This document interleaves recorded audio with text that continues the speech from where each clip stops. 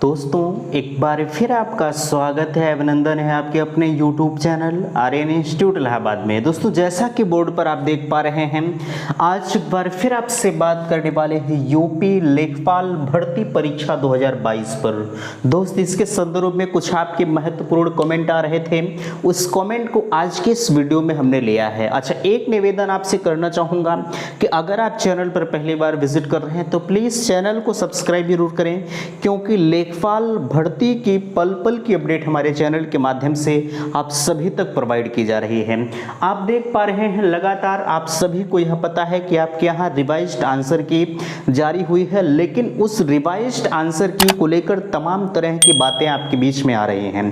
ठीक है, अच्छा उसमें क्या कुछ कैसे है उस पर भी हम बेहतरीन तरीके से चर्चा करेंगे। सबसे ज़्यादा जो कमेंट आपका आ रहा था डीवी के लिए आ रहा था कि भैया डीवी के लिए जो हमारे लिए आवश्यक डॉक्यूमेंट्स हैं वो क्या क्या लगेंगे। ठीक है, और डीवी के लिए आवश्यक डॉक्यूमेंट्स और नीचे आप देख पा रहे हैं सभी चीज़ें, और डीवी के लिए आपकी आवश्यक कट ऑफ क्या हो सकती है, फाइनल सिलेक्शन वाली कट ऑफ क्या होगी। ठीक है, अच्छा एक वीडियो हमने कल आपके समक्ष प्रोवाइड किया था, उसमें थोड़ी सी त्रुटियां कुछ रह गई थी, तो उसके संदर्भ में आप तमाम तरह के कटाक्ष कर रहे थे। भैया एक चीज़ मैं आपसे कहना चाहूँगा, देखिए इंसान ही सब कुछ है, गलतियां हर इंसान से होना बिल्कुल लाजमी है, तो थोड़ी सी त्रुटियां हुई थी, उस त्रुटि के लिए फिलहाल के लिए मैं क्षमा चाहता हूं। ठीक है, खैर चलिए हम सबसे पहले बात करते हैं डीवी होता क्या है। देखिए डीवी को लेकर बहुत अभ्यर्थी ऐसे हैं जो अभी फिलहाल के लिए देखा जाए वो हताश हैं। ठीक है, अरे यार डीवी कैसे होगा, क्या किया जाएगा, कैसा होगा।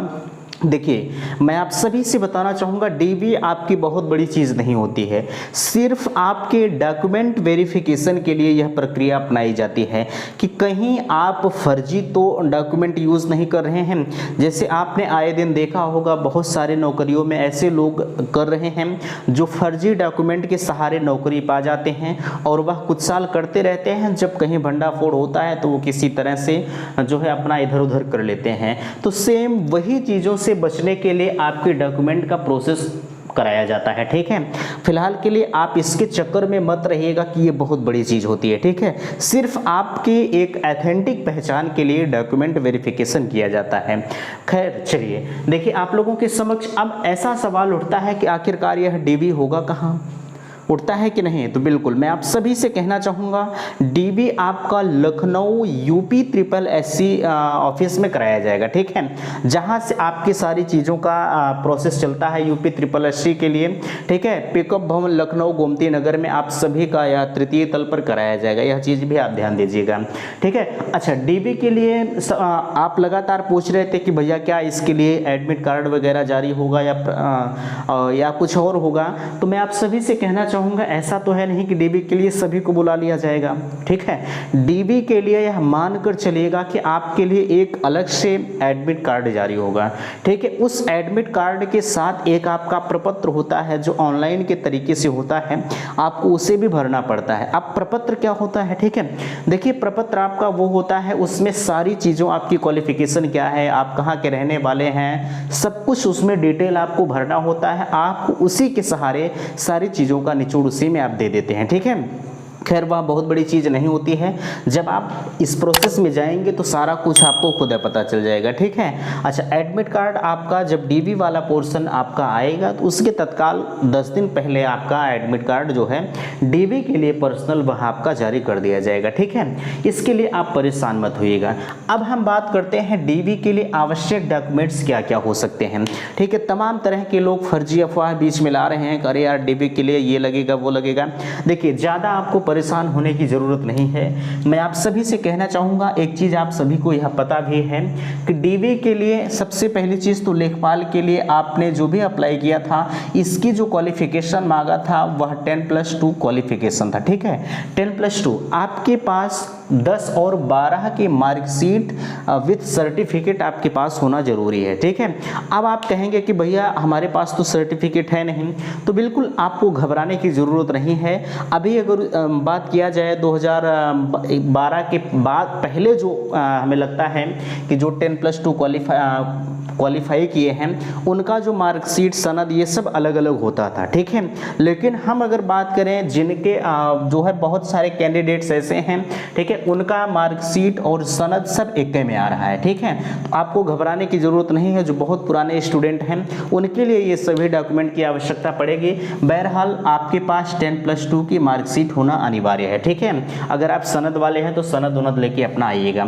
अब एक सवाल उठता है कि क्या इसमें ग्रेजुएशन भी वैलिड है? देखिए, यह आपके चॉइस के ऊपर निर्भर करता है कि आप ग्रेजुएशन की मार्कशीट लगा रहे हैं कि नहीं लगा रहे हैं। बहरहाल आपके पास क्वालिफिकेशन जो मांगा था लेखपाल के लिए आपका 10+2 मांगा था।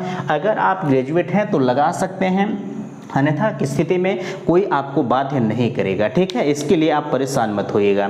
चलिए आगे हम बात करते हैं जाति प्रमाण पत्र। जाति प्रमाण पत्र और निवास प्रमाण पत्र। सबसे पहली चीज़ यह जानिएगा कि जो आपका जाति प्रमाण पत्र होना चाहिए वह राज्य सरकार का बना होना चाहिए, ठीक है। राज्य सरकार का आपका बना होना चाहिए, यह चीज़ भी आप ध्यान रखिएगा, ठीक है। और निवास प्रमाण पत्र, अब क्या इन दोनों की आवश्यकता पड़ेगी? तो एक चीज़ मैं आपसे कहूँगा, ये जो निवास प्रमाण पत्र है आपका कोई काम का नहीं होता है, ठीक है। बहरहाल अगर आपके पास है तो आप ले जा सकते हैं, ऐसा मत समझिएगा, ठीक है। क्योंकि भैया डॉक्यूमेंट का वेरिफिकेशन होगा, कुछ भी आपसे मांगा जा सकता है। अच्छा, अब कुछ लोग कहेंगे कि जो हमारे पास नहीं रहेगा क्या हमारा नहीं होगा? तो बिल्कुल उसके लिए भी आप परेशान मत होइएगा, उसका भी सोल्यूशन आपको बताया जाएगा, ठीक है। अब जाति प्रमाण पत्र आपका कब का होना चाहिए? अब ऐसा तो है नहीं कि हम आज जो है जाति प्रमाण पत्र बनवा लें, या जब जो है हम जो है जैसे जब वेरिफिकेशन आपका होने लगेगा तो उस वक्त हम आपका जाति प्रमाण पत्र बनवा लें, ऐसा नहीं है। देखिए, मैं आप सभी से कहना चाहूँगा, आपका जब ऑनलाइन आवेदन समाप्त हुआ था तो हमें जहाँ तक लगता है कि 4 तारीख 2 महीना सन 2022 था, ठीक है। उसके पहले का आपका जाति प्रमाण पत्र होना चाहिए, ठीक है। उसके पहले का आपका जाति प्रमाण पत्र होना चाहिए, यह चीज़ आप ध्यान रखिएगा। अगर उसके बाद का है तो कोई काम का नहीं है, वह जाति प्रमाण पत्र आपका जो भी होगा वह काम नहीं करेगा, ठीक है। इसलिए बिल्कुल अगर आपके पास है तो आप उसे अच्छी तरह से संजो कर रख लीजिएगा, ठीक है। इतनी चीज़ें आपको समझ में आई। निवास के लिए कोई बाध्यता नहीं है, कोई समस्या नहीं है, आपके पास है भी और नहीं भी है तब भी कोई दिक्कत की बात नहीं है, ठीक है।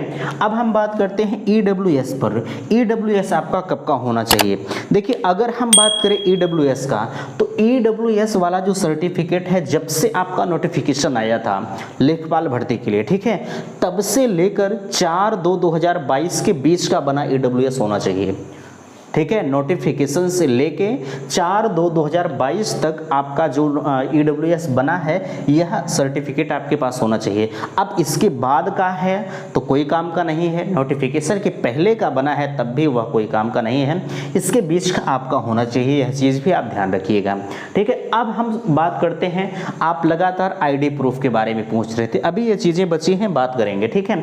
लगातार आप ID प्रूफ के बारे में पूछ रहे थे कि भैया ID प्रूफ इसमें क्या लगेगा।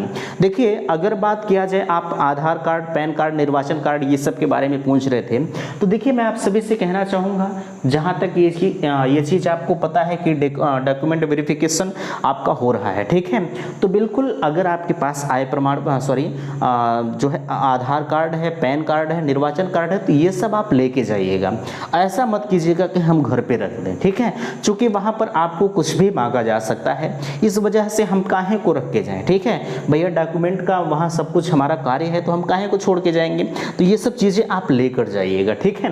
आगे अगर किसी प्रमाण पत्र में त्रुटियां हैं तो क्या करें?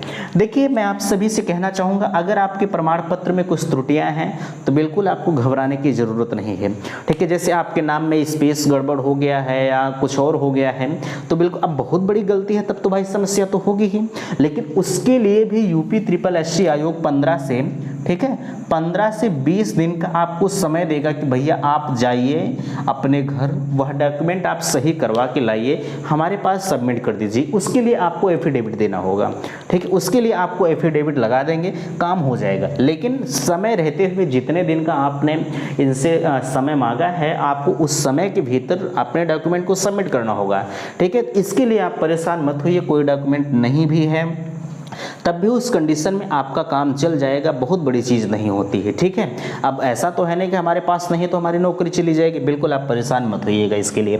अब हम बात करते हैं एप्लीकेशन फार्म पर। क्या एप्लीकेशन फार्म की आवश्यकता पड़ती है? वैसे अगर देखा जाए तो अभी तक इसकी ज़रूरत नहीं पड़ी है, लेकिन मैं आपसे इतना ज़रूर कहूँगा कि आप एप्लीकेशन फार्म को अगर रखे हैं तो इस डीवी के लिए ज़रूर लेके जाइएगा, ज़रूरत पड़ सकती है। ठीक है, आगे आता है मेडिकल और चरित्र के बारे में आप पूछ रहे थे, तो ना ही कभी मेडिकल की ज़रूरत पड़ी है और ना ही कभी चरित्र की ज़रूरत पड़ी है। ठीक है, इन दोनों की आवश्यकता नहीं है, अगर आपके पास मौजूद है तो लेके जा सकते हैं। ठीक है, लेके जा सकते हैं, नहीं है तो कोई समस्या नहीं है।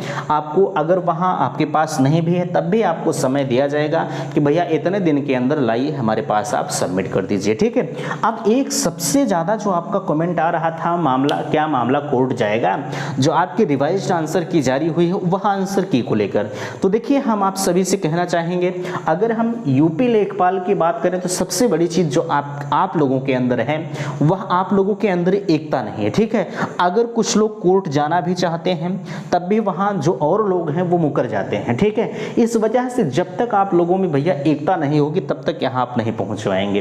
ठीक है, और जब नहीं पहुँच पाएंगे तो आप जो दोबारा आंसर की जारी कराने की बात सोच रहे हैं तो यह आपकी नाकामी है। ठीक है, वैसे भी आप नहीं करवा पाएंगे।